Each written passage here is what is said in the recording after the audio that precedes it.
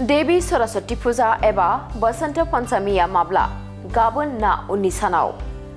देवी सरस्वती फुजा एबा बसंत पंचमीखौ गोबां मुंफोरजों मिथिनाय जायो, जेराव गोबां जायगाफोराव श्री पंचमी आरो गोबां गुबुन जायगाफोराव सरस्वती पंचमी मुङैबो मिथिनाय जायो।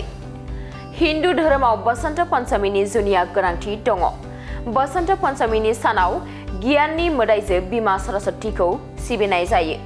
धोरोम बिजाबफोराव बसंत पंचमीखौ बसंत पंचमी आरो ऋषि पंचमी मुङैबो मिथिनाय जायो। बिमा सरस्वतीखौ गियाननि मोदाइजो मानिनाय जायो। हिन्दु फान्जामुथिनि बायदिब्ला बसंत पंचमीनि फोरबोखौ बोसोरफ्रोमबो माघ दाननि शुक्ल पक्षनि बाथि सानाव फालिनाय जायो।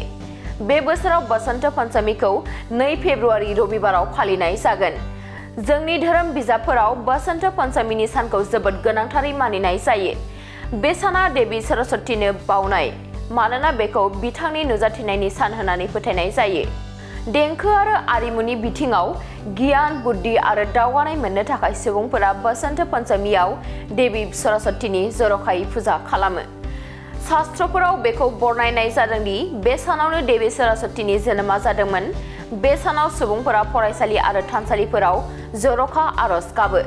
देवी सरस्वती फुजा एबा बसंत पंचमीनि तिथिया 2 फेब्रुआरिनिफ्राय फुंनि 9:14 जागायगोन आरो 3 फेब्रुआरि खालि फुंनि 6:52 जोबहैगोन।